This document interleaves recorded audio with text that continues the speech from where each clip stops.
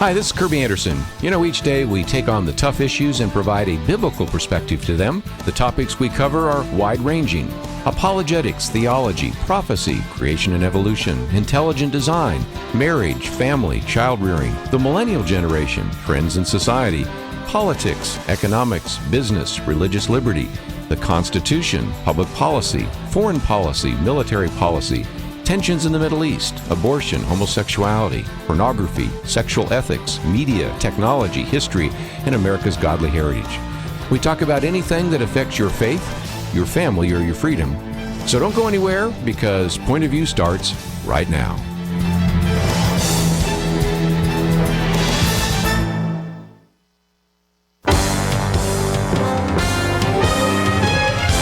Across America, live.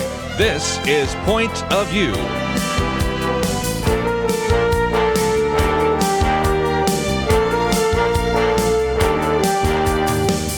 And now, Kerby Anderson. Thank you for joining me today. In just a little bit, we're going to be talking with Greg Laurie, later on Shari Richard, and in the second hour today, John Eldredge and his son Sam Eldredge. So a lot we will be talking about.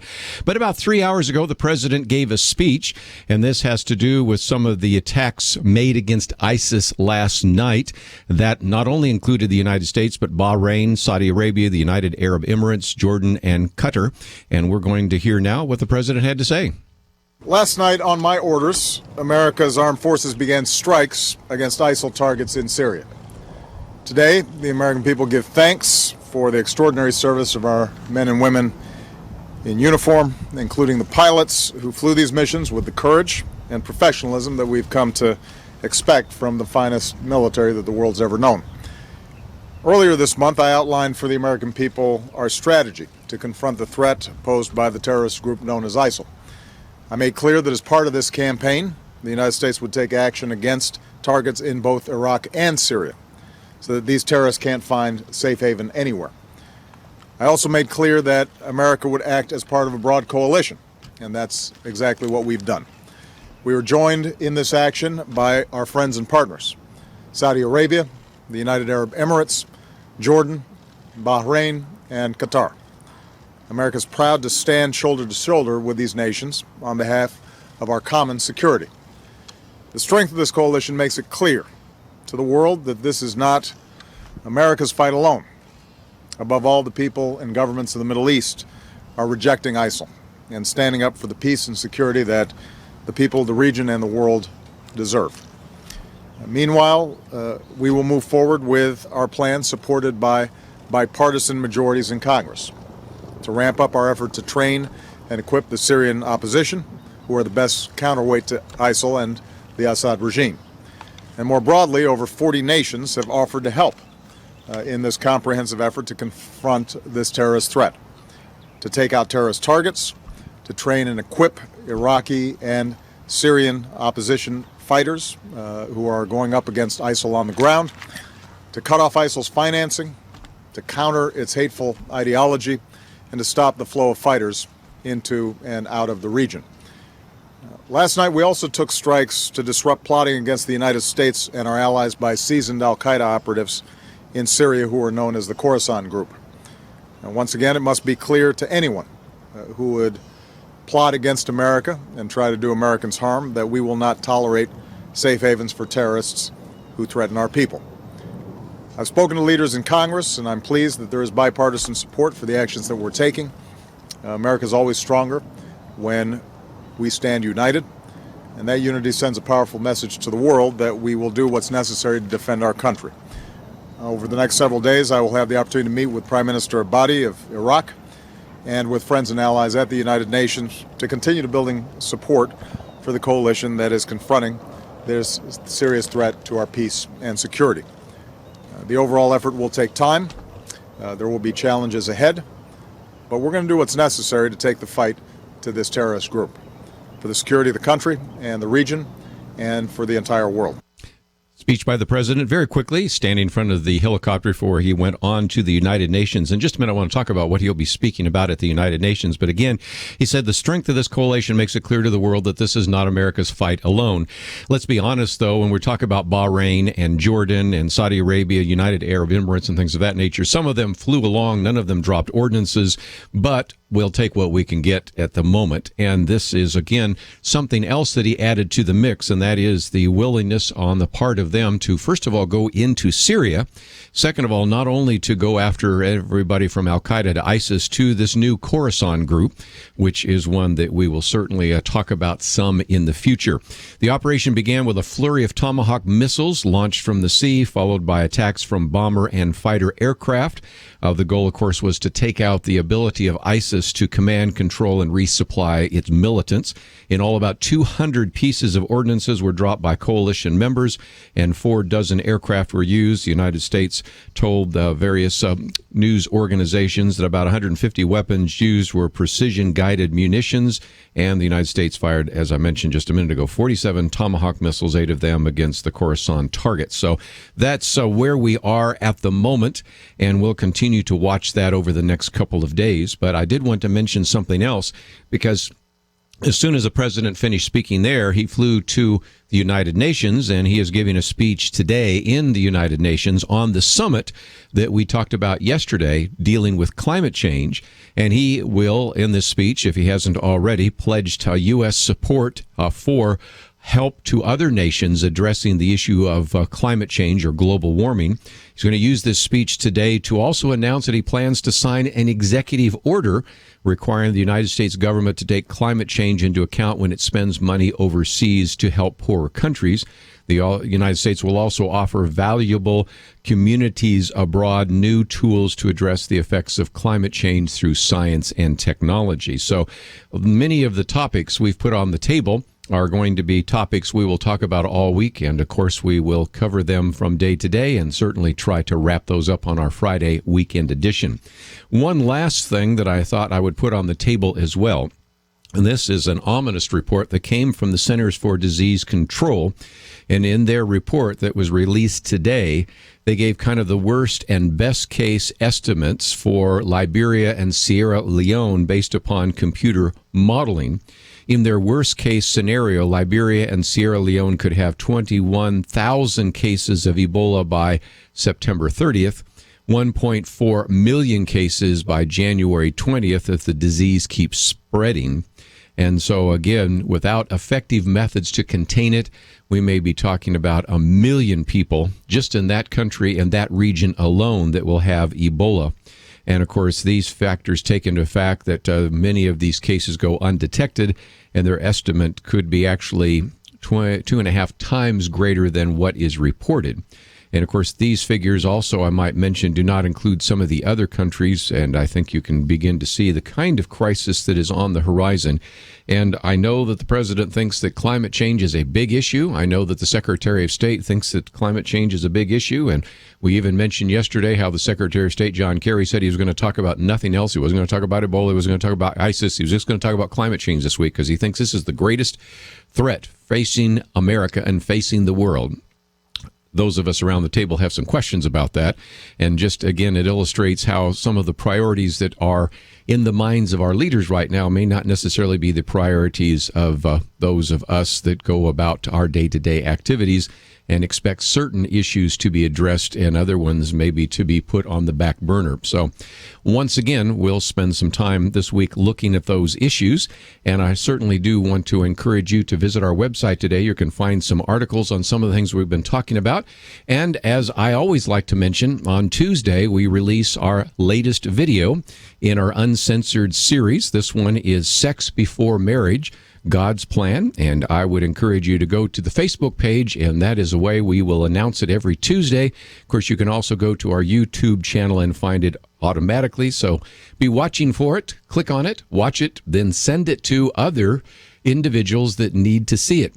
We come back, we're going to have a chance to hear from Greg Laurie, Senior Pastor of Harvest Christian Fellowship, a church with 15,000 people. But we're going to talk about a very important element and what happens on October 5th. We'll be back with him right after this.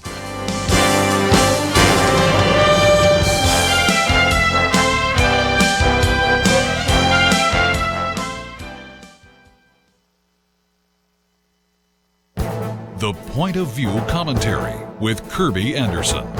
The talk among progressives in Congress right now is how to punish any business that moves overseas to avoid paying corporate taxes in America.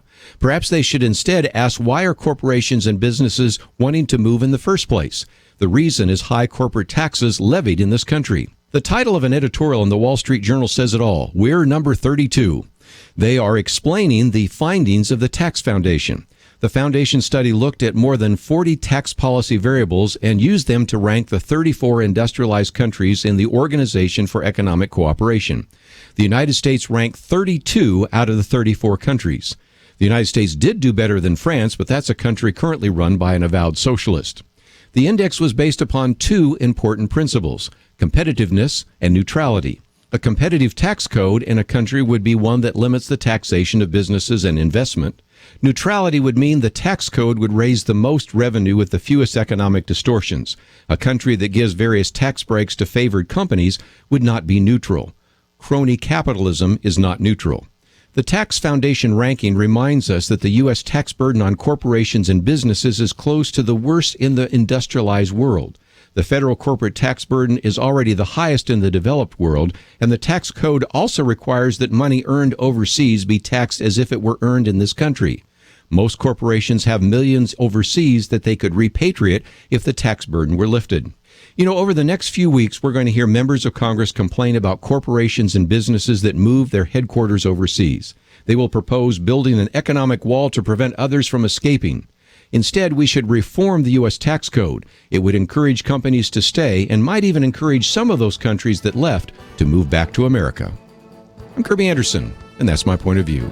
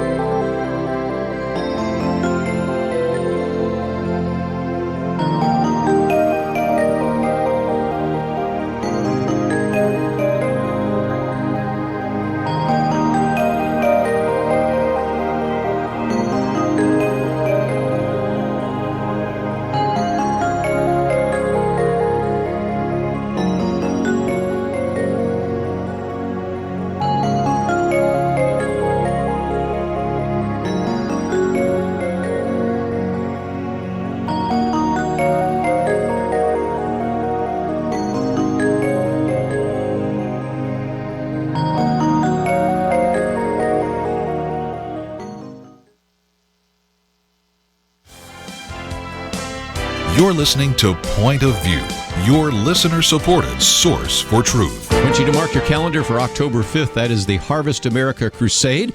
And to give us more information about that, we go now to Greg Laurie. Hey, Kerby, good to be with you again. Thanks for having me on. Always good to talk to you, and we really want to encourage our listeners to consider how they can get involved. And so these crusades have been taking place for some time. This one in the American Airlines Center in, of course, the Dallas area, but whether our listeners are in Dallas or anywhere around the country, they can participate by becoming a host, becoming an ambassador, inviting a friend. So talk about some of the ways in which our listeners can participate in this new Harvest Crusade. Well, thanks for asking. Here's a real simple way to kind of wrap your mind around it. Think of the Super Bowl.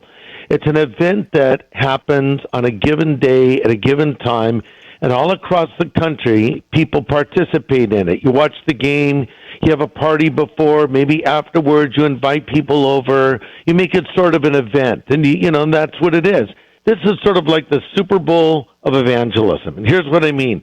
On October 5th, this event is being held in Dallas, Texas at 6 o'clock p.m. Central Time. So you have to figure out where that is in your time zone. So you go to harvestamerica.com and you can get the live feed. And we set up sort of a special internet signal that is more powerful and more stable. So you can pull it down on your big screen television. We'll tell you how to do that in your front room. You can watch it on your computer, your tablet, your smartphone. Or as some people are doing, they have it in a movie theater, or they have it in an auditorium, or they have it in their church. So all you have to do is go to our website, harvestamerica.com, and there are little boxes there that you can click that tell you how to get the signal down. And in case you can't utilize any of those outlets, one simple thing to remember is it will be on God TV Live. And God TV is carried on many carriers around the United States and abroad. Let me again encourage people to go to our website. We have a link there to harvestamerica.com. You'll see a section there for the live feed options. But also, I thought we might talk for a moment, Greg. I noticed just in a press release I got a while back that you're over 2,000 different places in which people can actually go to an event that has already been hosted. And so they can go and type in their zip code and find a church, an auditorium, movie theater, whatever it might be where that's the case. But I also want to encourage, as you said just a minute ago, that in addition to going to those venues and bringing along a friend, they could have something right in their own home. And that's something that I think is going to be really unique and a great opportunity to get people to come to your home who would never maybe go to a church or another venue with you, but feel comfortable enough to come to your home and have a chance to hear exactly what you're going to be sharing. Hey, that's true. We even have a little box we've put together, and in it we have some ideas and suggestions on how to maximize the event.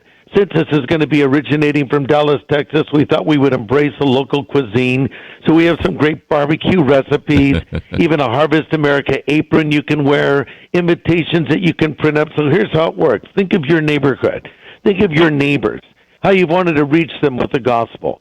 So you say, okay, we're going to do a Harvest America event. You get this information, you set your house up for it, you decorate your house with the theme that we will suggest, which is pretty easy. It's sort of a red, white, and blue, patriotic theme. And then you just give out invitations to your neighbors. Say, come on over to our house, and we're going to have a great meal, and then we're going to watch this event on TV. And see, as I'm speaking to the people in Dallas, Fort Worth, I'm really going to be speaking to the people that are gathered wherever they are, through that television, in that theater, in that church. I'm going to be looking right at the camera, which results in me looking right in that screen. And when I call people to Christ in Dallas, I'm calling people to Christ in your church, in the theater. I'm calling people to Christ in your front room. And here's the super cool part. You get to do all the follow-up. These are people that you can now help grow spiritually. We will even help you with follow-up materials. So the best thing to do is just go to harvestamerica.com. There's a little video that explains it, and then a lot of really practical information that will help you maximize this event. But it's like having me come over to your house and preach, or at your church and preaching, and I'm going to just present a very simple, straightforward message of the gospel and tell people how to come into a relationship with Jesus Christ. Greg, we have lots of activists in our listening audience, and so I do encourage everybody to do that. And again, as we said, we have a link to harvestamerica.com. If you go to the section that has host resources, it has a number of booklets on evangelism, 4 keys to effectively sharing your faith, making God known, and then one on follow-up, for example, New Believers, New Testament. So you might want to get those resources ahead of time. If you want to know how to get involved, there's a section there called Get Involved, in which you could be a host or an ambassador, or certainly be involved in the prayer cloud and all sorts of other activities. But I would suspect, since, Greg, you just talked about the idea that indeed we are talking about a simple message, explain for our listeners for just a minute how you're going to approach that, because you have this very winsome way of not only telling your own story and really helping the listeners and the viewers to understand the importance of the gospel, but you are doing it in a way that I think will have such a great impact. So share with us a little bit about what they will hear on October 5th. Well, thanks for asking. It's going to be a simple message of the gospel. What is the gospel? Well, of course, the word means good news. So here's the bottom line. Regardless of my text or my theme, I'm always going to land on certain important things that are emphasized in Scripture. What are those things? Well, the Bible tells us that we're sinners separated from God. There's nothing we can do to resolve this conflict that we have with God. But God did the most amazing thing when 2,000 years ago He sent His own Son, Jesus Christ, to die on the cross and absorb God's wrath in our place and die for our sins. And then He rose from the dead. If we will turn from our sin and ask Christ to come into our life to be our Savior and Lord, He will forgive us. Now, I know that's simple. I know you've heard that, but it's amazing to me that in many presentations of the gospel, how the most essential things are left out. When you present the gospel, it's very important that certain things are in play and you leave out anything that is not essential to the central message. And so I kind of dial it in. And, I always talk about contemporary things happening in our culture. I weave humor into my message. I try to deliver it in a friendly way, but at the same time, it's very direct. It's very understandable. I speak in a language that a non-believer will understand. I don't use a lot of religious verbiage that will be over their heads. I just try to break it down to them and then tell them how to come to Christ. And, Kerby, it's my opinion that most Americans have not heard an accurate and biblical presentation of the gospel. I would agree.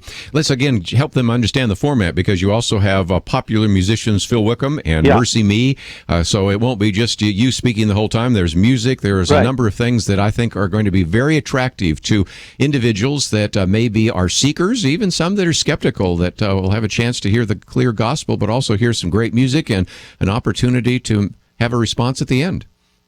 That's right.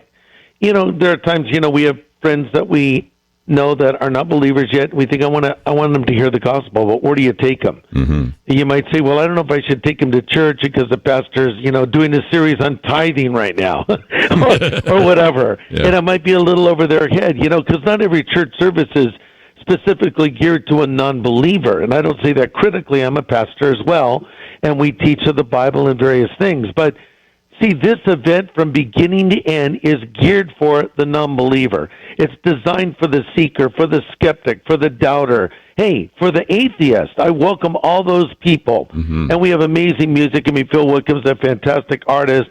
Mercy Me, one of the greatest Christian bands on the planet. So they're going to be playing, and then we have a lot of special features in this broadcast that we will do that are really geared to make it appealing and interesting. It's very high quality. And then, I'll just step up to the little pulpit there and I'll present the gospel to the folks. And it won't be an overly long message, but it will be a direct message. And then we'll call them to Christ. And imagine the joy you could experience if you're sitting in your front room and your next door neighbor comes to Christ, or your son or your daughter or your grandmother. Or what if you're in your local church because you decided to show it on Sunday night, and someone that you brought to church gets up and walks forward and makes that commitment to Christ? I'm telling you, the Bible says there is joy in heaven over one sinner that comes to repentance. And sharing the gospel is a joyful thing, and it's really a joyful thing when you see someone respond. Greg Laurie, thank you so very much for what you do. Thank you so much for joining us today here on Point of View. But most importantly, thank you for this great opportunity for all of us on October 5th. So we're looking forward to it. Appreciate it, Kerby, and God bless you. Going to take a break, but just before we do so, let me encourage all of you to take a moment to go to harvestamerica.com, or just simply go to our website. We have the link there, and you can become a host. Maybe you would like to go up to your pastor and show them the video and show him and say, this is something maybe our church should do. Maybe you'd like to become an ambassador. Maybe you'd like to find out more about how you could bring this into your own home. We have all that information, and it's in that section there, ways to get involved. And if you say, well, I need to know how to do follow-up, well, they have a whole section there on resources, on evangelism and follow-up, so it is very easy, and I would encourage you to get involved. This is a way to reach out to your unsaved friends, neighbors, coworkers, family members, and please take the time to find out a little bit more. October 5th, it is at the American Airlines Center, but whether you live in Dallas or not, you can participate, and we encourage you to do so. Let's take a break. When we come back, we'll talk with Shari Richard. That coming up right after this. You are listening to Point of View. For materials offered during the program, please write to Point of View, Post Office Box 30. That's Box 30, Dallas, Texas 75221, zip 75221. Or call our toll-free number, 1-800-347-5151. That's 1-800-347-5151. The opinions expressed on Point of View do not necessarily reflect the views of the management or staff of this station.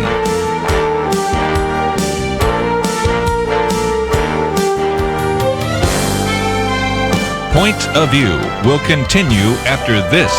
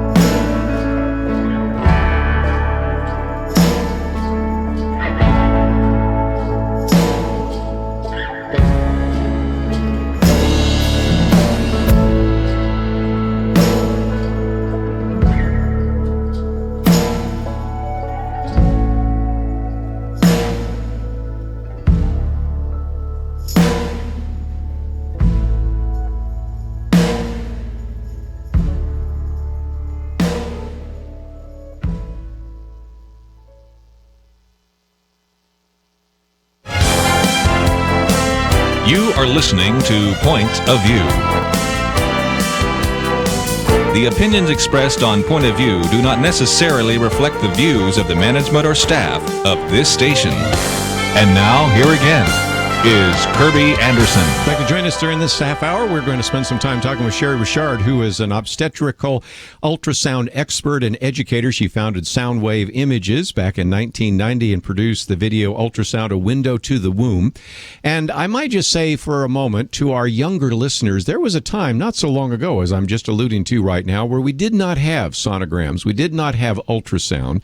And when it came on the scene, certainly Marlon Maddox, the first host of this program, recognized how important that was, as did many others. And so we had Shari Richard on with some regularity, and now, of course, most of us take them for granted.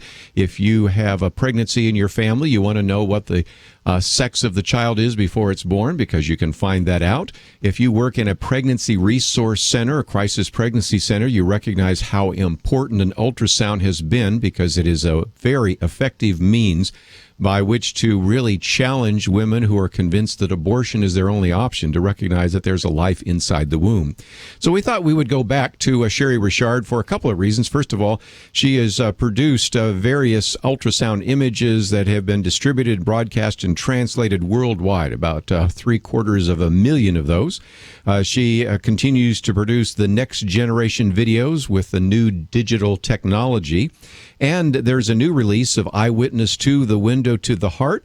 And we've also posted 2 of her videos today on our website. One of those will be the Fonzie fetus. We'll talk about that in just a minute. And she has her own YouTube channel. So let me encourage you, first of all, to not only listen to this interview now, but also to look at some of those videos. Maybe then click the share button and put it on your Facebook page or blog or something of that nature. Send it on to someone else, maybe even an abortion-minded woman. And I think you're going to benefit a great deal from some of the things that Shari Richard has done. And Shari, welcome back for the who knows how manyth time here on Point of View. Hi, Kerby. It's good to hear from you again. Oh, it's been years. I'm losing my voice, but hang in there with me. I'm just recovering from bronchitis, but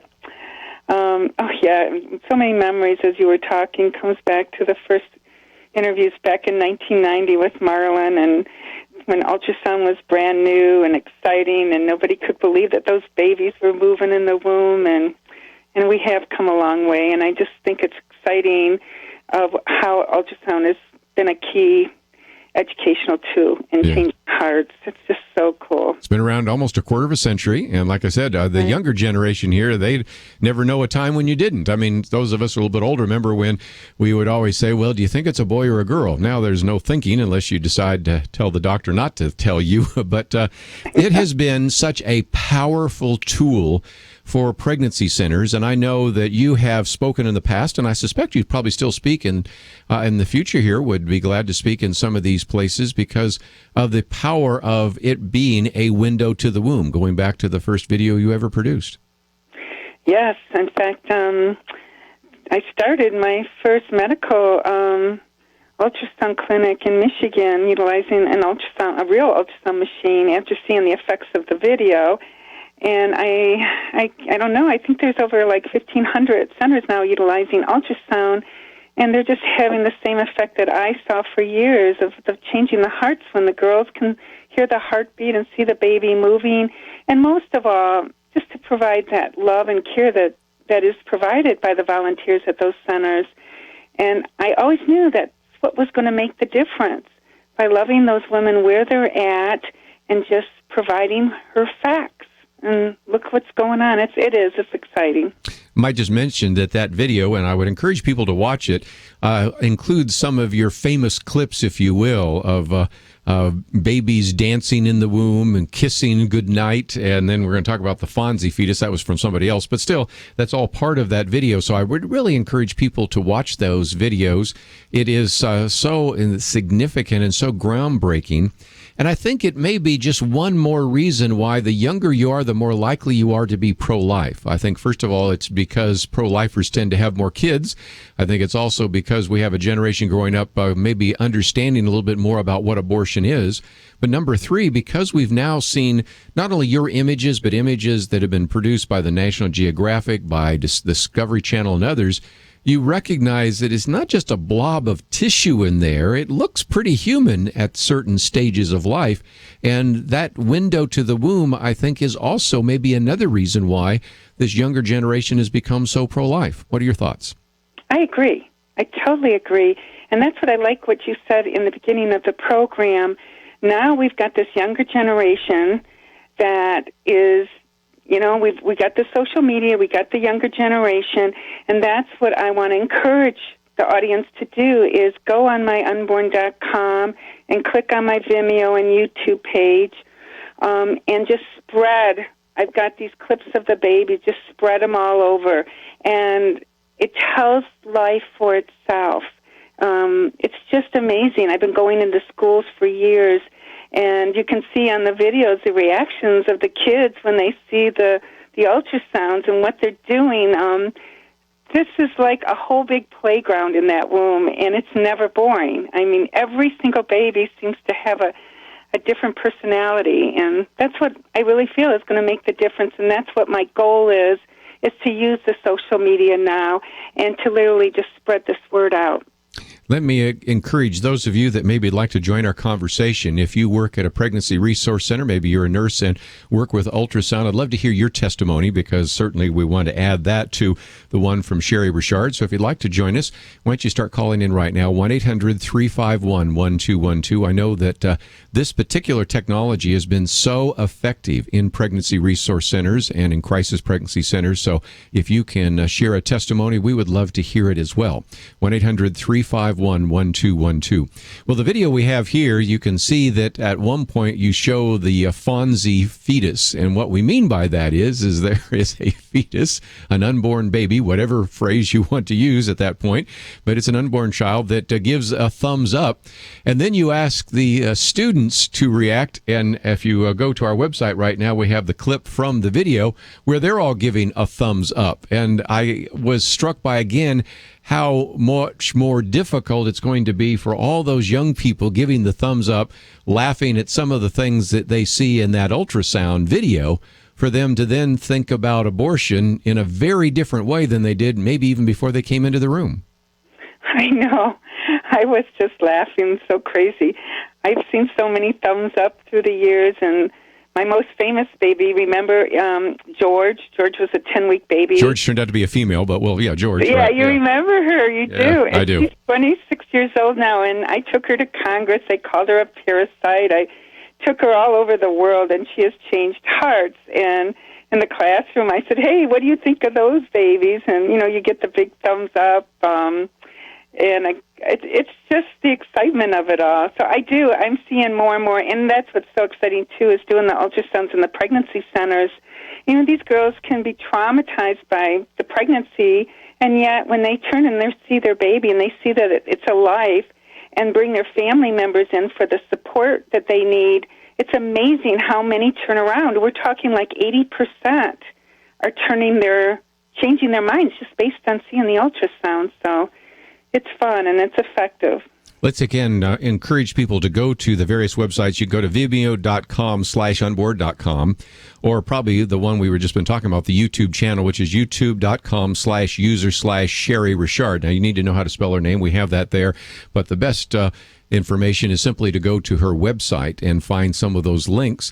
And you really believe that if we can take some of those videos that you are making available to our listeners, and they can put them on their Facebook page, or they can put them in a variety of different formats, their blog or whatever it might be, maybe they do a link to Twitter, that is something that can maximize the impact. And even though you are in Michigan, it is amazing how your videos have literally gone around the world, all 50 states and all the countries around the world. And so this is the power of social media. So I really do encourage people to go to your website. And it's, again, a YouTube channel, and it's called unborn.com, correct? That's right. And I want to explain to them the new one that we have is, which I'm really excited about. When I was producing this one, God just said, Shari, make it simple. Because the ultrasound images, remember we used to say it's a picture's worth 1,000 words. And he said just put the 5-minute loop together and let the babies speak for themselves. And I got the quote, the eyewitness of ultrasound is the window to the heart and speaks the universal language to the soul. So this new video, which is simply a 5-minute video with music background, can go anywhere in the world, and it will change hearts. And again, it is a loop, and it's a 5-minute loop, and it's, again, entitled Eyewitness 2, The Window to the Heart, and it's all available at the website, and we have links to it, and we even have one of the sample videos that you can watch on our website, and again, I encourage you to hit this share button. Well, we have a number of you that would like to share some stories, so we'll take those phone calls, but we need to take one of our mandatory breaks, so we will continue with Shari Richard and hear from him, and from her, and from you right after this.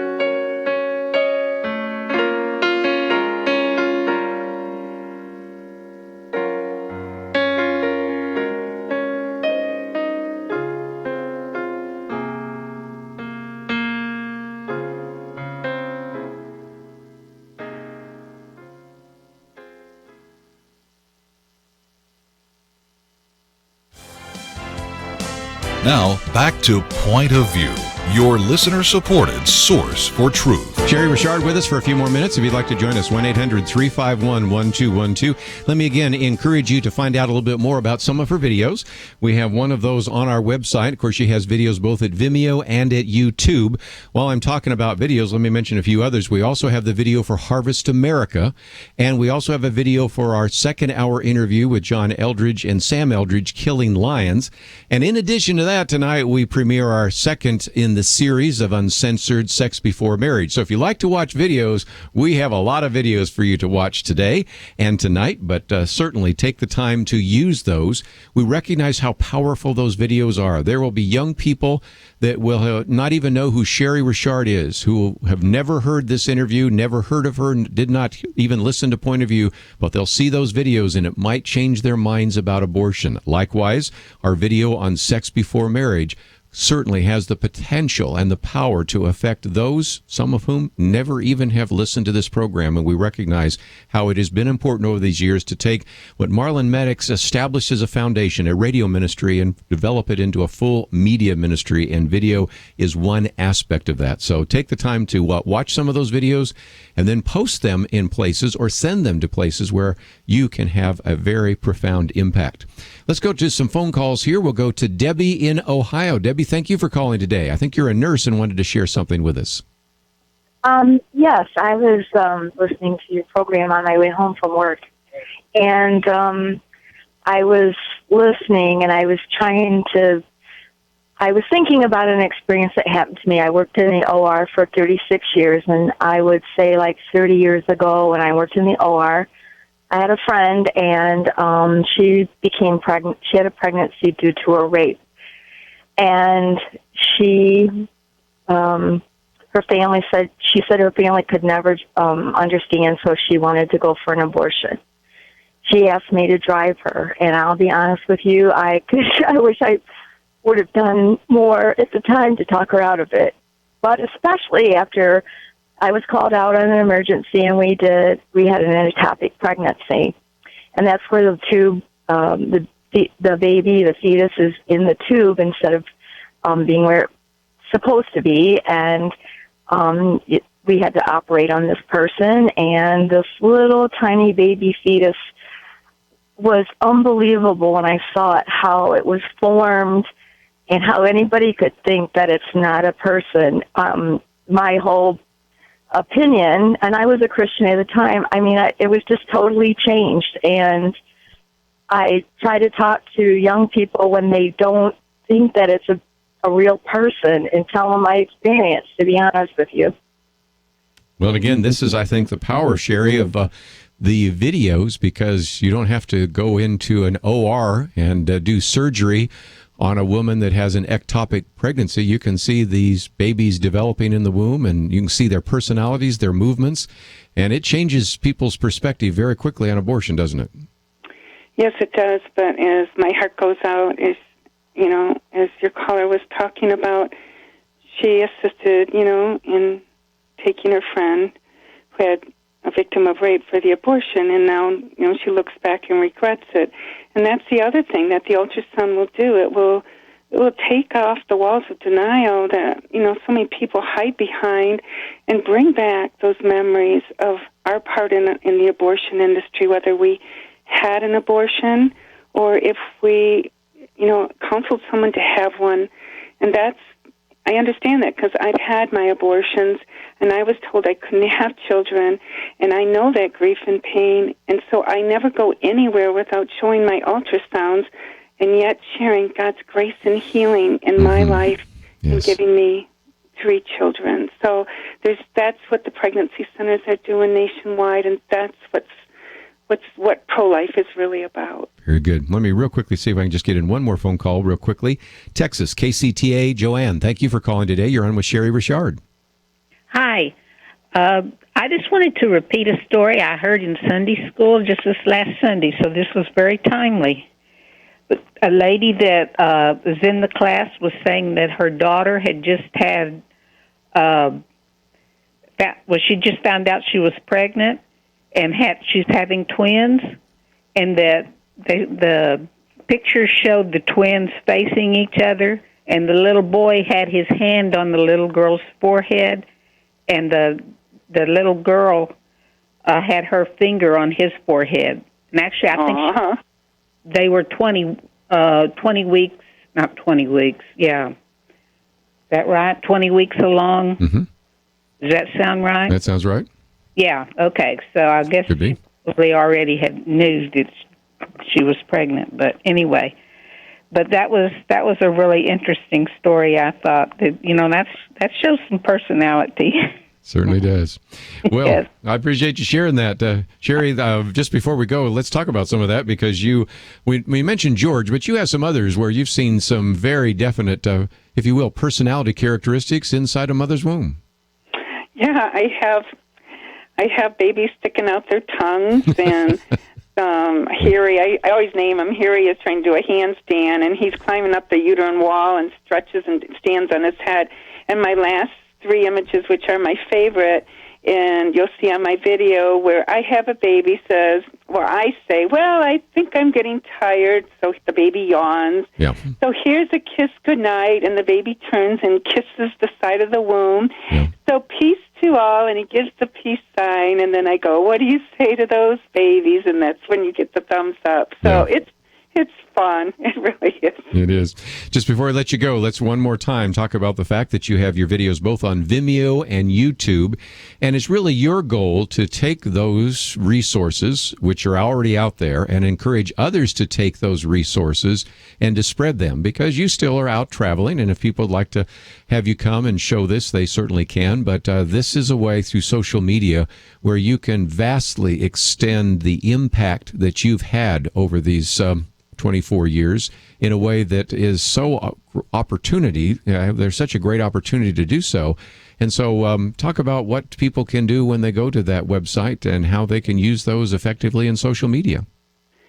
So simply go on to unborn.com. That's very easy to remember. And on the front page, you'll have links to the Vimeo and YouTube and, Facebook and all that. Just go to those links and check the videos that you like. They're anywhere from 2-minute to 4-minute videos, just cute little promos showing the babies, and just share them to your friends and families and let it go and see what it's amazing what those images will do.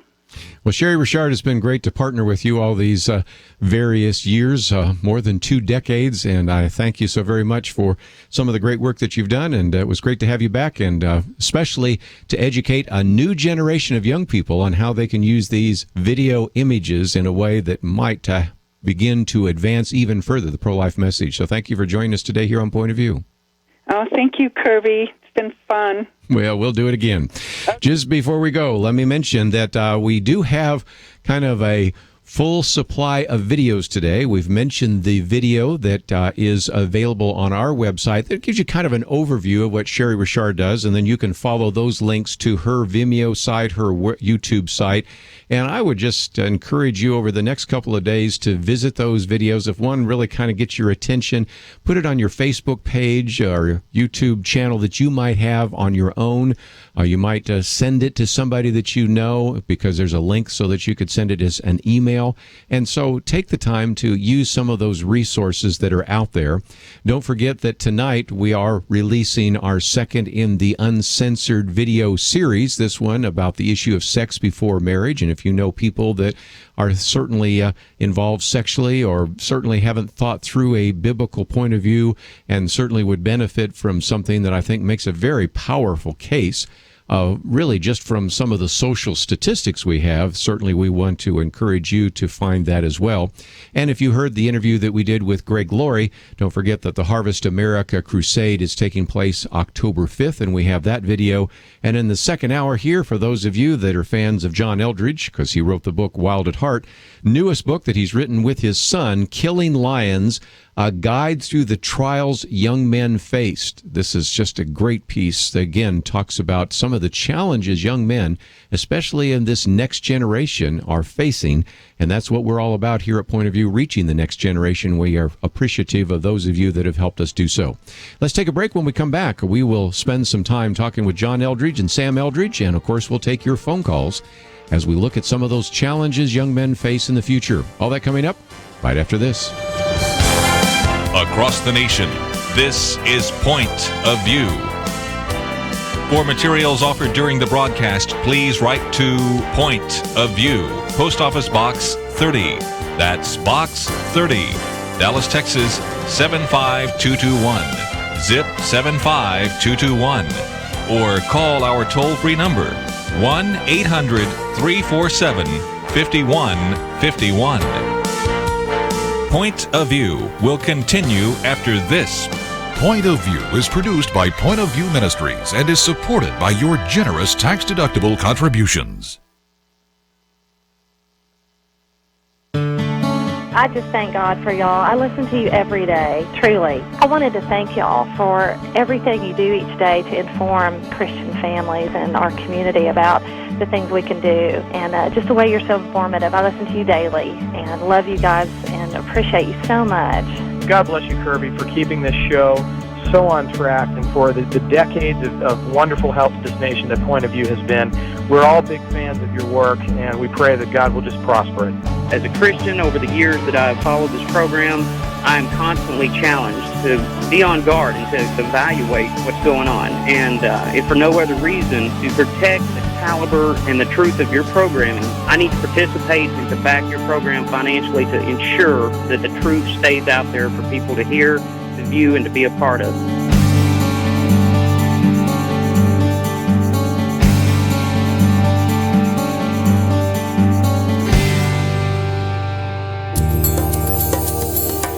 This is Point of View Radio.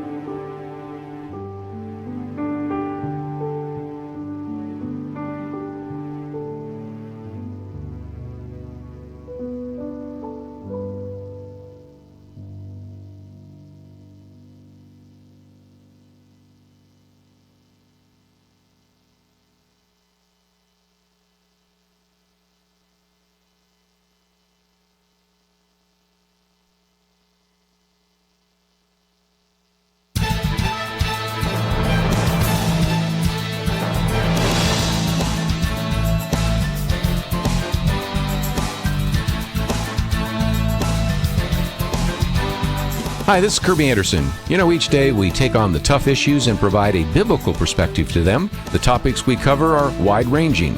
Apologetics, theology, prophecy, creation and evolution, intelligent design, marriage, family, child-rearing, the millennial generation, trends in society, politics, economics, business, religious liberty, the Constitution, public policy, foreign policy, military policy, tensions in the Middle East, abortion, homosexuality, pornography, sexual ethics, media, technology, history, and America's godly heritage. We talk about anything that affects your faith, your family, or your freedom. So don't go anywhere, because Point of View continues right now.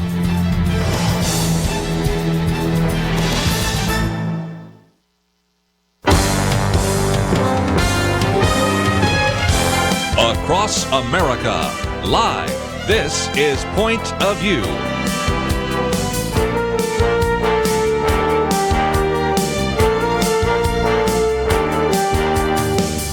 And now, Kerby Anderson. This next hour is for men, but you women can listen in as well, because I think you're going to learn quite a bit today. We bring back to the microphone an individual that certainly followed for many years, John Eldredge, counselor, teacher, author of a number of best-selling books, including probably the best-known, Wild at Heart, but some others, Epic and Beautiful Outlaw. He's the director of Ransom Heart, which is a ministry really restoring masculinity to millions of men worldwide.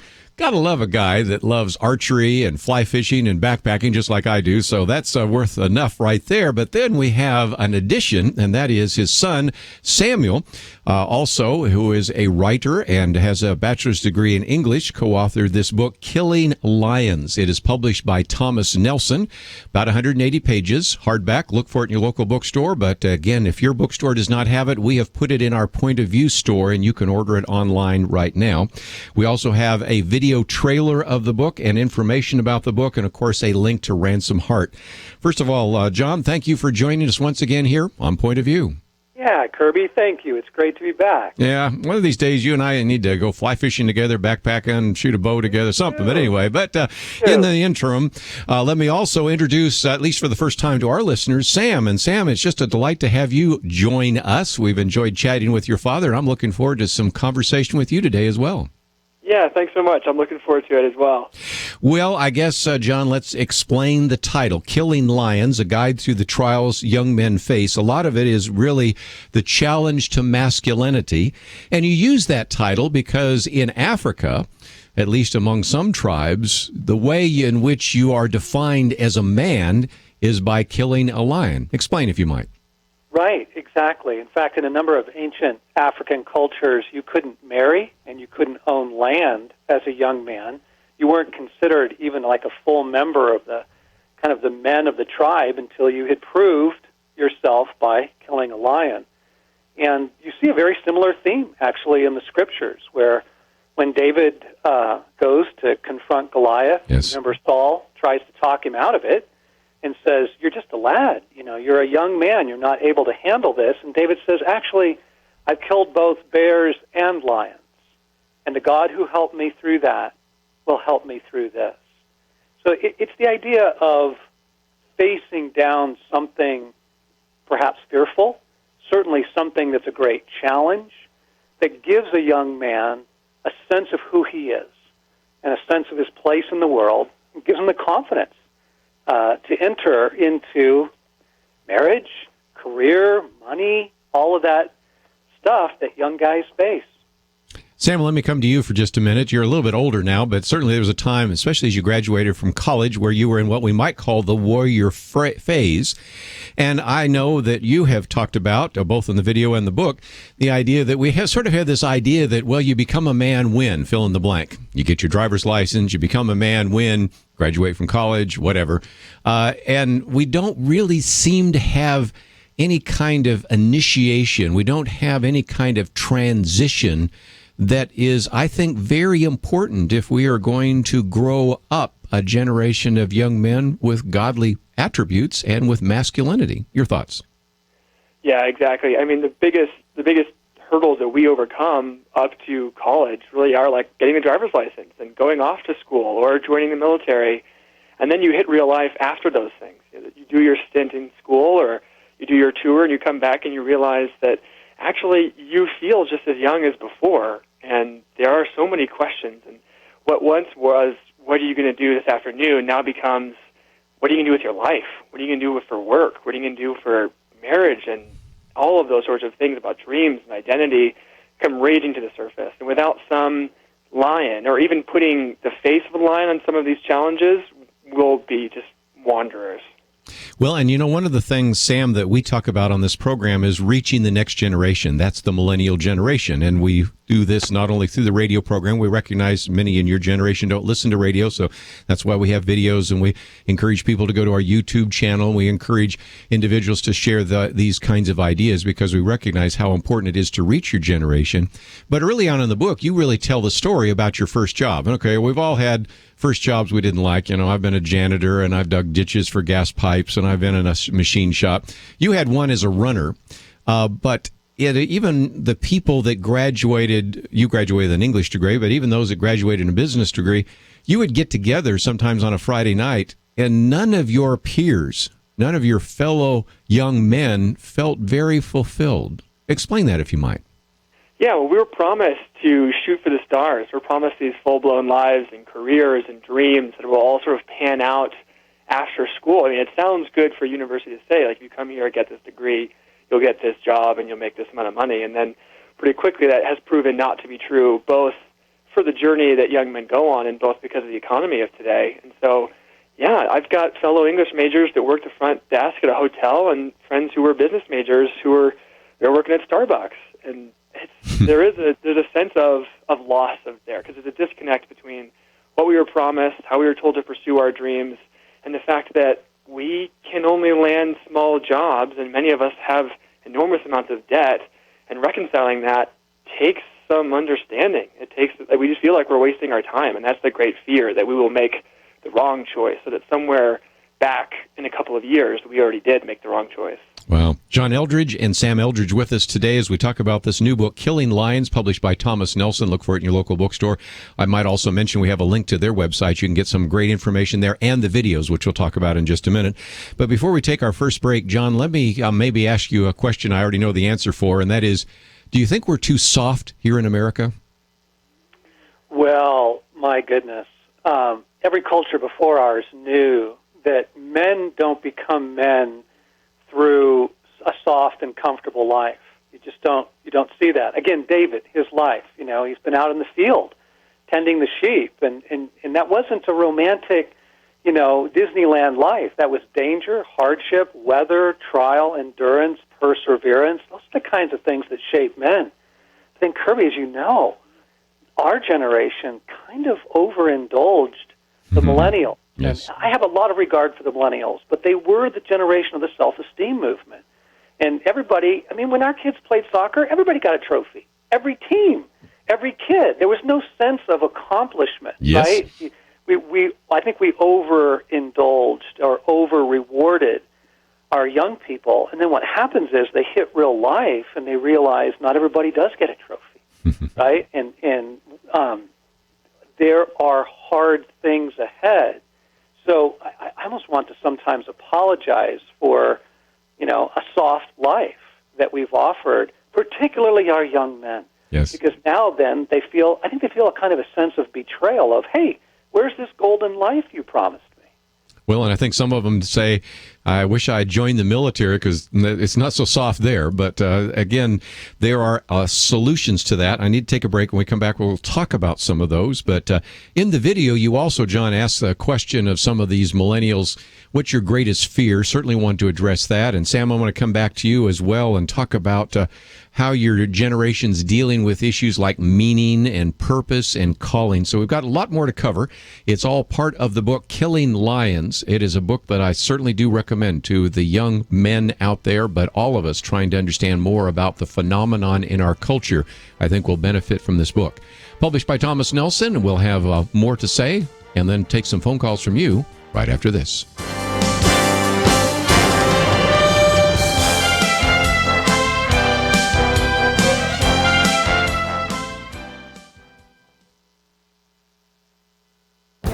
The Point of View Commentary with Kerby Anderson. The talk among progressives in Congress right now is how to punish any business that moves overseas to avoid paying corporate taxes in America. Perhaps they should instead ask, why are corporations and businesses wanting to move in the first place? The reason is high corporate taxes levied in this country. The title of an editorial in the Wall Street Journal says it all. We're number 32. They are explaining the findings of the Tax Foundation. The Foundation study looked at more than 40 tax policy variables and used them to rank the 34 industrialized countries in the Organization for Economic Cooperation. The United States ranked 32 out of the 34 countries. The United States did do better than France, but that's a country currently run by an avowed socialist. The index was based upon two important principles: competitiveness and neutrality. A competitive tax code in a country would be one that limits the taxation of businesses and investment. Neutrality would mean the tax code would raise the most revenue with the fewest economic distortions. A country that gives various tax breaks to favored companies would not be neutral. Crony capitalism is not neutral. The Tax Foundation ranking reminds us that the U.S. tax burden on corporations and businesses is close to the worst in the industrialized world.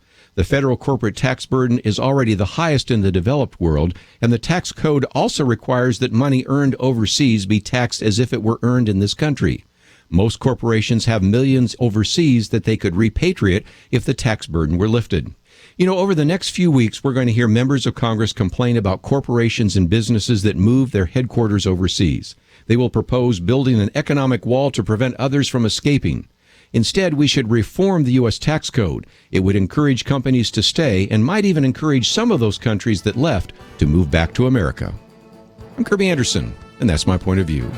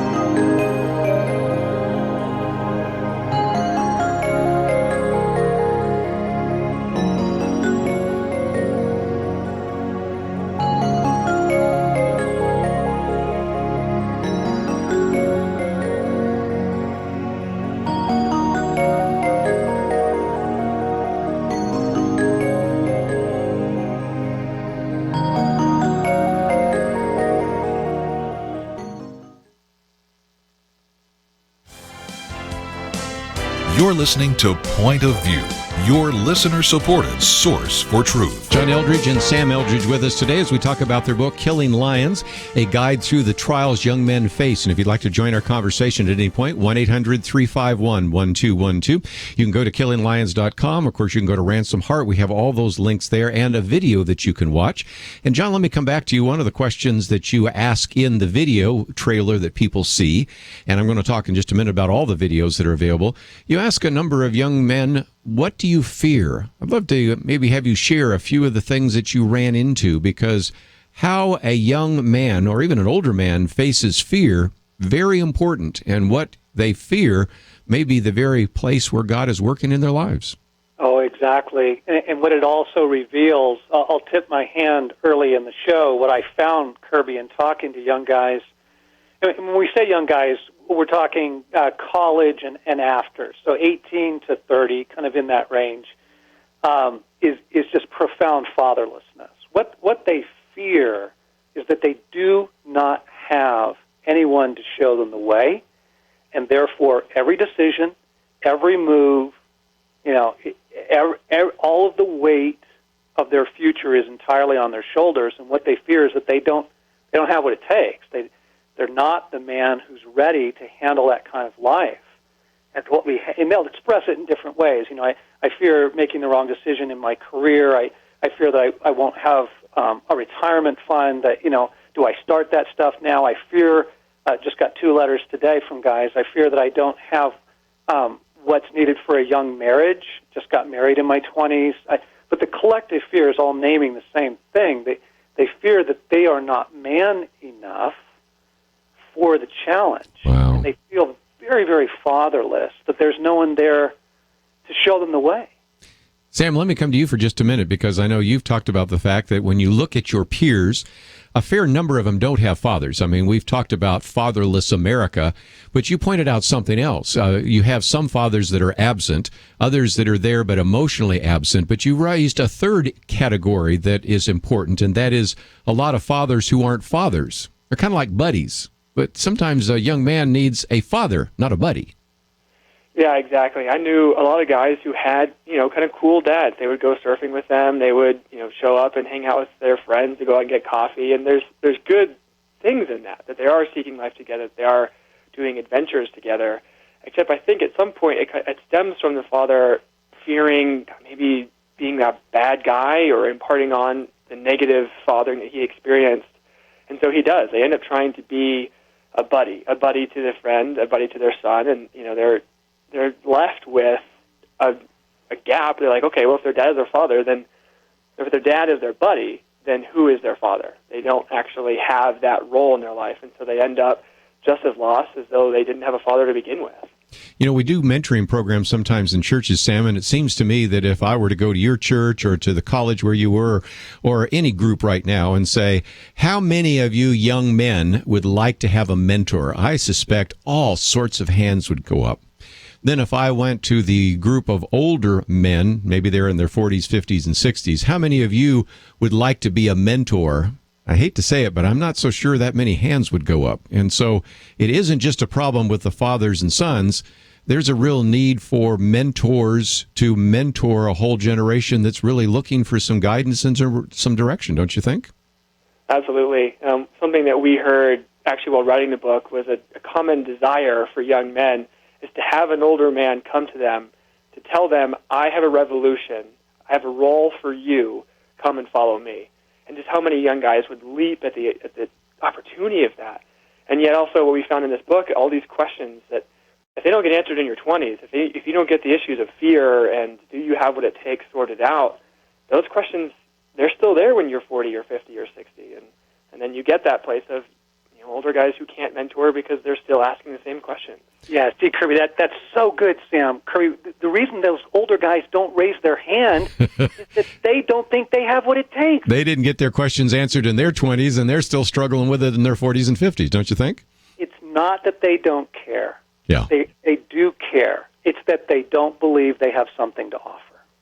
Well, and here I think part of it is maybe they don't have something to offer, or it maybe is a false humility. And I've told the story once on the program, but it's worth telling again. And that is I was at a very prominent Bible church a number of years ago, and we were talking about the need to really have men step up and to provide guidance to others. And I'm sitting in this room, and this one individual pipes up and said, I just don't think I have much to offer. And I looked at him and I said, you are the chairman of the elder committee. You are the individual oldest in this room. You've worked for some of the most prominent corporations in Dallas. And if you don't feel like you have anything to offer, we're in a really bad way. And right.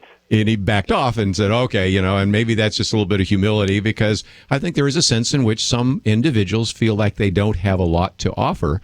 But if you get into one of those relationships, whether it's a parenting relationship or a mentoring relationship, you'll share something and they'll think that this was just incredibly profound. And you're thinking, gosh, I learned that 20 years ago. But that's the point. You learned it 20 years ago. They're in the midst of learning it right now. And so, John, I think that's one of the things I know that you had as a real vision there at Ransomed Heart to really help the older men, those that have maybe had some father deficit in their life. I'm taking you all the way back to your famous book, Wild at Heart, to heal that heart and then to go and pass some of those lessons on to the younger generation.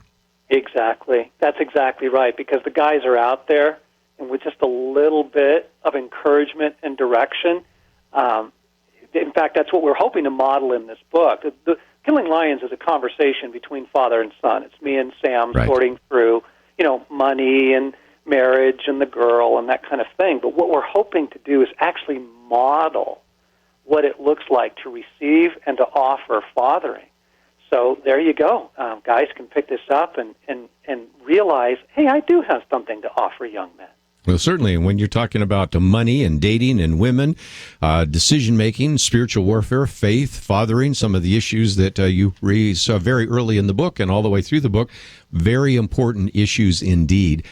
Just for a moment, let's talk about how people can use not only this book, but your videos, because one of the things as people go to Ransom Heart, they're going to find that there's a lot more than just a book. First of all, there's the ongoing blog, but there are all the videos. They could, of course, go to killinglions.com, anywhere they want to go to get some of this information. But you have a way in which people can not only take the book and use that, but they can also use some of the other, if you will, curriculum or instruction so that they can take themselves or a group through that. And John, talk about how people can use some of the resources that you have at your ministry.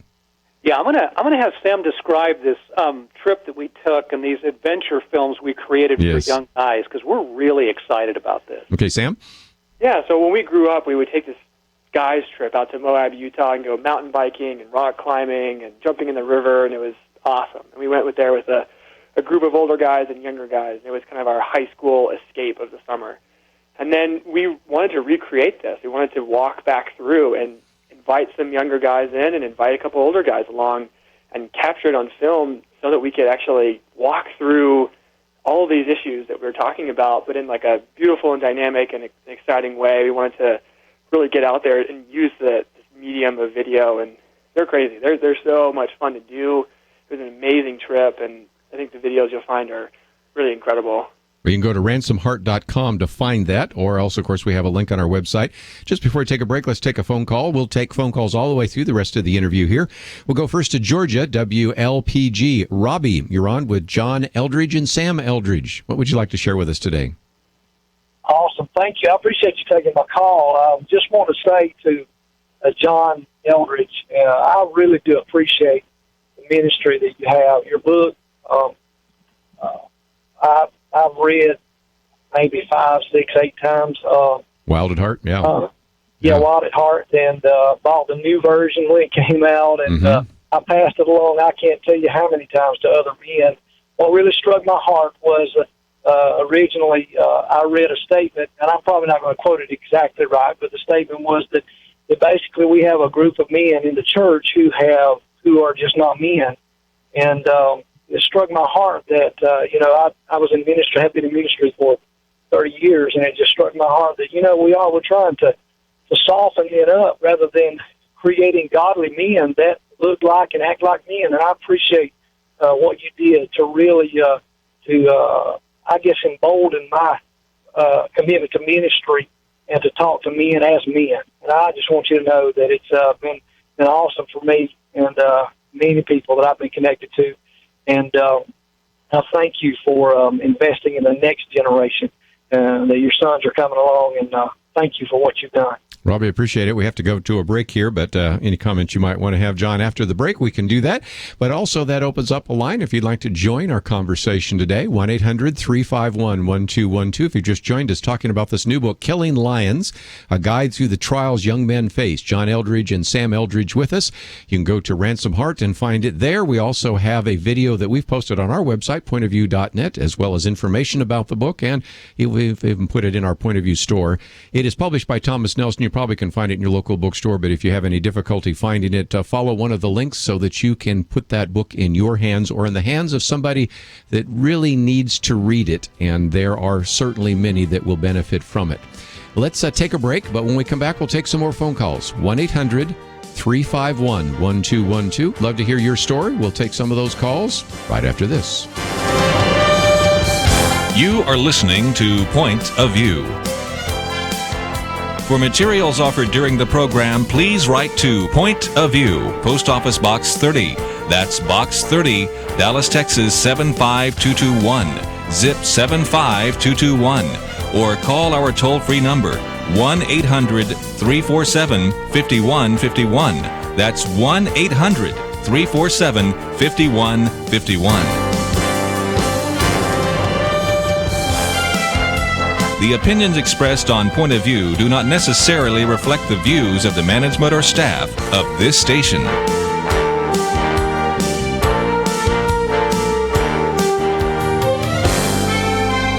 Point of View will continue after this.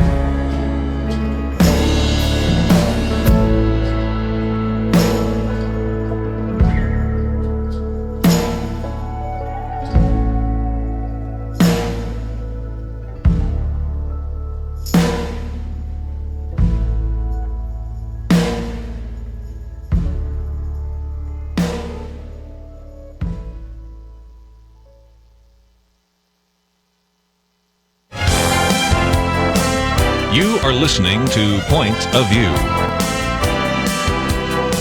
The opinions expressed on Point of View do not necessarily reflect the views of the management or staff of this station. And now, here again is Kerby Anderson. Final half hour. If you'd like to join our conversation today, 1-800-351-1212. Talking about Killing Lions, a guide through the trials young men face. And we will certainly take your phone calls in just a minute.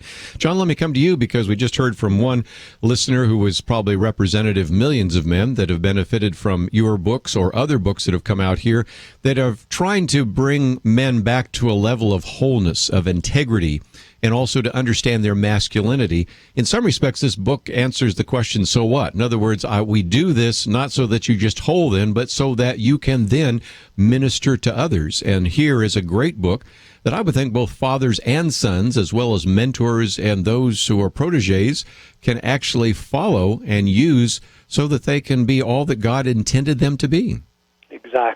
Exactly. Yeah, this isn't just about, learning to be a great water skier or going hunting. This is about being the kind of man that the world can depend on and the world desperately needs right now. What I loved about Robbie's comments was, here's a guy who got a vision, saw that the church was just creating nice guys, soft men, good men, but just very nice men, and he used the message, as he said, to begin to reach out to guys, and what he discovered is that it works. Like, men are just waiting for someone to show them the way. They're just waiting for the invitation, and we're just hoping to maybe offer that through this book and offer a little bit of guidance on how you can go after the hearts of a lot of guys. Through this next half hour here, I want to get into some of the issues you get into, and that is marriage and decision-making, spiritual warfare, and the rest. But, Sam, I did mention earlier that I wanted to maybe hear from you on this issue of calling and meaning. Not terribly meaningful in some of the first jobs that you and your peers had, but if you understand your calling, even the most mundane job, even drudgery, can have its significance if you look at that through God's eyes.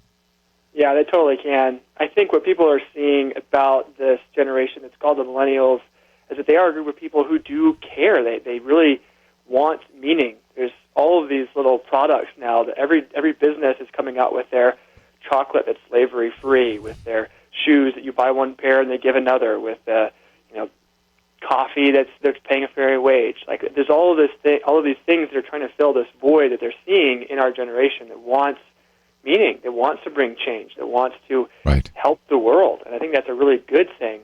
But it gets really confusing when you're, cleaning toilets. And you're like, okay, I want something with meaning, and this is about as far from it as I could possibly think at the moment. That's right. And what was so good about the initial advice on the 20s that my dad was giving me was that these are the years of discovery and development that you actually get to be exploring and becoming the kind of man who can handle the kind of dreams that you're longing for, that no small job is wasted, that you can take all of this as training of building character, not in the Calvin Hobbes sense, but in like the true inner becoming a good man. And it changes everything. All of a sudden, wiping down tables doesn't feel like you're just a waste and that there's no meaning in the world, but that you're actually becoming the man who has meaning. Very good. Let me come to you, John, for just a few minutes. Decision-making is important in every generation, but especially at this age, the 20-somethings, and now we were postponing some of those decisions to the 30-somethings, are making major decisions about career, about finances, about marriage, about all sorts of things. And what advice as a father have you passed on to Sam, and what advice are you passing on in this book, Killing Lions, to those who need to make very important decisions and use biblical principles to do so? Well, probably the first thing is what we're modeling in the book, and then in the chapter on decision-making, we do say, reach out to someone. Talk to an older man or woman. They're out there, and they have life experience, and don't make these decisions on your own, not the big ones. Yes. You betcha. The small stuff, a young man needs to feel like he can stretch his wings, and we really bless that. You bet. Take a full swing. We're not trying to hold your hand through this decade. But in the major things, the girl, marriage, career, joining the military, choosing a mission field, you want to get counsel on that. The other thing that we kind of lay out in kind of a series of, here's some basic principles on decision-making, is just trying to hold back on impulsiveness. Right. I remember the 20s, and a lot of my decisions were impulsive. I quit jobs on impulse. I took jobs on impulse, And we're trying to say, look, save your impulsive decisions for, donuts and cannonballing into swimming pools. Like, don't let impulse, don't let impatience, don't let frustration guide your decision making. We give a number of other principles on that as well. Part of the spirit of the book, though, Kerby, and I know you'll get this, is we're trying to take the pressure off. Right. And just even in the decision-making chapter, we're saying, look, in God's economy, you get second chances.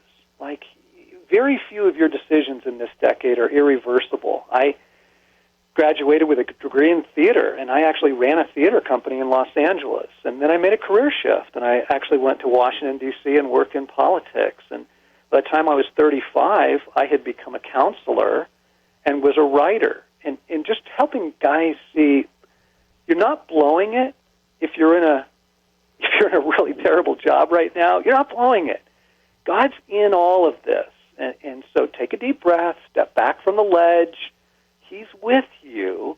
Let's reframe a decade. And frankly, we're just trying to take a lot of the pressure off. Sure. And one of the other ways you take pressure off is you were talking about impulsive, but there's a section in your book here, Am I Holding Back from Stepping Up? And you talk about this idea of paralysis masquerading as confusion, as you call it, that haunts every man. And that is, do I have to make the right decision? If I make the wrong decision at the age of 24, will I, at the age of 65, look back and say, boy, if I just made the right decision back at the age of 24, I wouldn't have had the disaster I have right now. There are some decisions that are a little bit irreversible. Marriage fits into that category, but you're also on the one hand saying don't be impulsive, but on the other hand, don't kind of be overwhelmed by the paralysis of analysis either. Exactly, or the paralysis of Adam. I mean, that was one of the qualities that we got from Adam, who in his moment of greatest trial chokes and doesn't step in and intervene for Eve. And so there is a paralysis that kind of comes with fallen man. And that is a good question, because stepping up is important. Yes.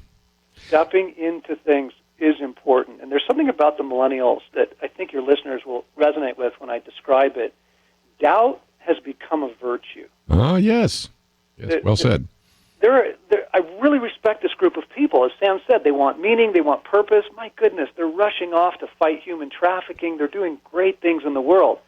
But because they are the children of the postmodern collapse, and their, educations, public and private, they've been given the idea that to be authentic, to be true, to be a genuine person, you really just have to kind of stay in doubt. Mm-hmm. You can't know anything for certain. Can't step out. What I'm trying to point out is that for a man, you don't want to hide behind doubt. That can actually just become sort of a hiding place for you. You do need to step up. You do need to take a swing, knowing that God, your Father, is with you, and if you make a bad call, it's not irreversible. Good point. Sam, let me come to you, since we've been talking about your generation. And your generation is perhaps the most educated. Look at those by the age of 26 that have achieved a college degree, a higher percentage than any generation in history, even more so than the baby boom generation. So there is this sort of academic mindset that says, I need to look at everything. I need to carefully evaluate it. I need to deconstruct it. And as a result, sometimes there's a real need to step up. What are your thoughts? Yeah, I think, with the education has come both the blessing of being able to look at the world and being able to not, swallow every pill that's handed to you. And there's good things in that. You want to wrestle with faith and make it your own. You want to make wise decisions and invest in businesses that are doing well. But the other hidden piece in there that we're not really paying attention to is what's actually driving us. And it is this piece of identity about if you go to a college, if you kind of, and most people do these days, you really do embrace the culture there, and you embrace an identity there that isn't always the most clear. And a lot of those decisions that you end up making or not making really are based out of that. And it was a huge chapter for us just to be talking about, before we could make decisions, before I could move towards a girl, before I could have other questions answered, we need to talk about my identity. Wow. We need to take a break. When we come back, I would like to focus just a little bit of time, John, especially on spiritual warfare. You talk about that in this book, or actually you talk about it in almost every one of your books. I'd like to get some thoughts there. Might have time for another phone call if we can get in real quickly, 1-800-351-1212. Again, talking about the book, Killing Lions, A Guide Through the Trials Young Men Face. About 180 pages, published by Thomas Nelson. Look for it in your local bookstore. But we also have links to, of course, our friends that are there at Ransom Heart, or you can go to killinglions.com to find out more. We also have it on our website because we think very highly of the book, and I would commend it to you. Find out about the book, find out about the videos, do what you can to help those around you, and this might even be a great small group study as well. We'll continue our conversation right after these messages.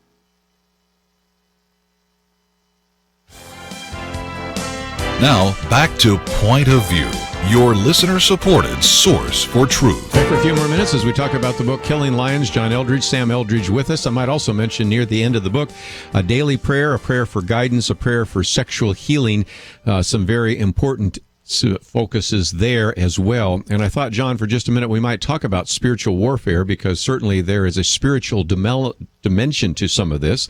It isn't just decisions about marriage and family or decision-making about career. It isn't just about dealing with some of the hurts and pains or trying to find your calling and meaning. This is all played out in a spiritual battle. And every one of your books, at one way or another, addresses this issue of spiritual warfare. What do you pass on as an older man to younger men to watch out for in terms of the spiritual battle? Well, we're trying to wake them up, first off, because, again, you have these millennials who have these beautiful hearts to change the world and to, fight injustice and to try and bring Jesus to other cultures. But at the same time, we talked about the entitlement and even a kind of naivete, really, that isn't their fault. But if you do not take into account the fact that you have an enemy, you're not going to find your dreams, and you're not going to find your calling. I mean, so many young guys I know, and I was just, again, reading some letters today from guys who are 26 and even 30, feeling lost and almost feeling betrayed by God, because all they see in the world is two players, them and God, humanity and God. I'm trying to say, whoa, wait a second, you have an enemy, right? John 10:10, the thief comes to steal, kill, and destroy. Yes, God cares about your dreams. Yes, he cares about your desire to change the world, but you can't rush out there unless you are equipped to discern and deal with evil. So that's our hope, because they're young warriors. I mean, that's the great thing. These young guys, like, if you can train them and point them in the right direction, you put the right tools in their hands, they are going to change the world. They are. Well, and again, I want to just get Sam's comment on that as well, because you're dealing with a situation in which you have the motivation, but as he also shared just a little bit, the naivete. But you talk about, Sam, a little bit in the book, some of the questions that you and especially your peers have about Christianity, about what is the role of Christian faith in this postmodern secular world where the fastest growing demographic in your generation are those who call themselves none of the above. I'm an atheist, I'm an agnostic, I'm none of the above. I really don't have a place for religion in my life. What about that? Sure. Well, I think what's something that's really huge about my generation is that we grew up at the same time that the internet was really growing up. The expansion there, and then it really made the world smaller and therefore also bigger, because now you can go anywhere. And the piece that went along with that was marketing. Marketing took off with the internet, and we were essentially the guinea pigs of the complex, of trying to figure out what sells, what doesn't, trying to sell lifestyles. And as a byproduct of that, our generation has really strong detectors of the genuine and the disingenuous, of whether something is authentic or not. And I think what we've seen in a lot of different churches, they feel like marketing. It feels like, come here, we don't have a whole lot else to offer, but we need to get our numbers up and give, and there's a light show, and it doesn't feel true. It doesn't feel genuine, and we walk away from it. We don't want to touch that thing with a 10-foot pole. And it really, pair that with doubt, pair that with the education, and you really have a culture of people who are like, if something feels real, if something feels genuine, I'm all in. But I'm trying to find that. I don't know, and that's where the questions of faith come in. What is the role of the Bible? What is the role of God? What are these roles? I want the real thing. Don't sell me something. John, let me come back to you, because it seems to me what I hear him saying is we're looking for authentic Christians. We're looking for authenticity. We're looking for vulnerability. That sounds like kind of the mission statement for Ransom Hearts. Yeah. Right? It is. And it's really kind of your book, Wild at Heart, isn't it? It's really, that's what we're about. Yes. Because they can't see a different mom and dad at church and a different mom and dad at home. They deserve more, and they deserve to see a trueness and an integrity throughout our lives, a consistency there. And what's absolutely beautiful about this generation, as Sam said it kind of delicately, this generation has very strong dog squat detectors. Yeah. They can sniff it out, and they don't have any tolerance for it. Well, I love that. That's great, because if you encounter the real Jesus of Nazareth, he's the real deal. Yeah. And there are answers. I remember years ago a story told about Francis Schaeffer. He was pounding on the wall in his house, and he was shouting, "There are answers. There are answers."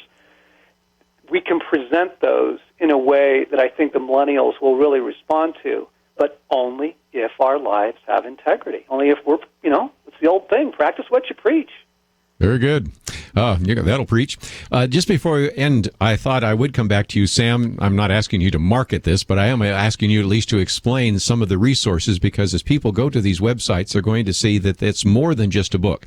It's an adventure, and there are videos. And you mentioned just a few minutes ago how those could be used. And I know that we have people right now that are listening to this program that are pastors or actually teachers of Sunday school classes or Bible fellowships. I know others looking for small groups. I know some are saying, our men's movement isn't really all that it needs to be, and I'm certainly looking for some ways to minister to men. I'm looking for a way to maybe reach out to this younger generation. It seems to me that through your experiences, adventures, through your books and your videos, you have some things to offer to some of those small groups and churches. So explain how people might be able to use those.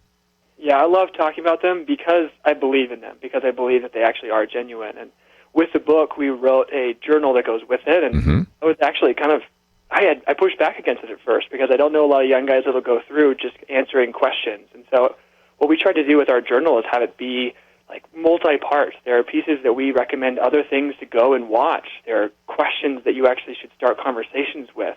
And there are pieces in the journal where you can go and do something. We actually encourage you to go and do specific things that follow the chapters. So that, to begin with, is a great resource. And again, these videos, they're incredible. We're actually debuting the final one tonight. There's a 17-part series.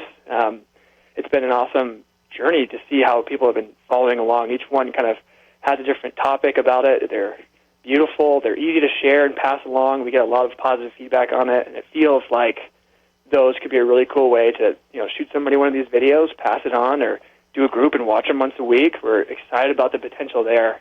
And we have a online magazine called And Sons Magazine, right, where we talk about things like beauty and adventure and Eve and growing yourself. And I think guys will really connect well there. There's a lot going on. Well, a lot going on. I might just mention, as you get a copy of the book, a lot of the information for that is in the back of the book.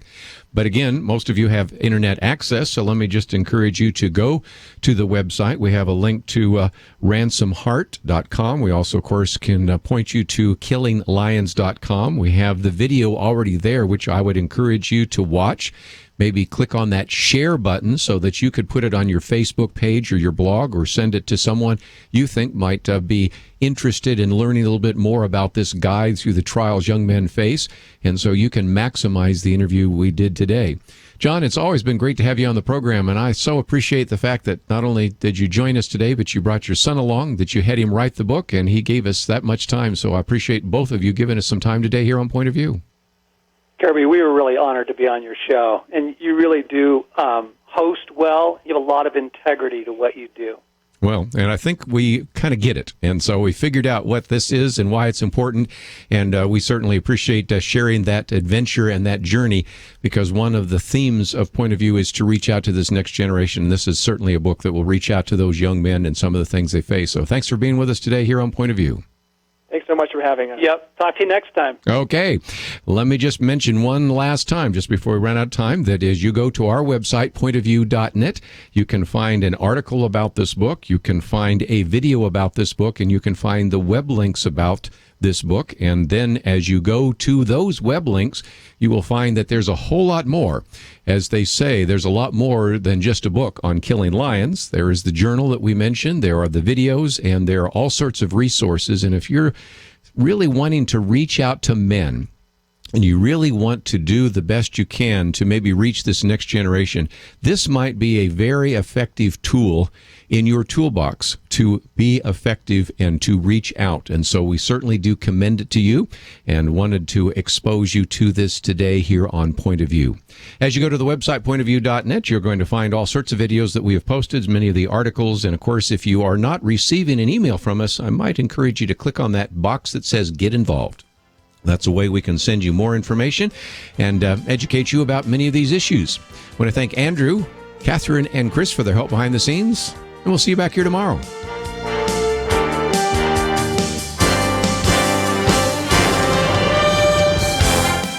You have been listening to Point of View. For materials offered on the program, please write to Point of View, Post Office Box 30.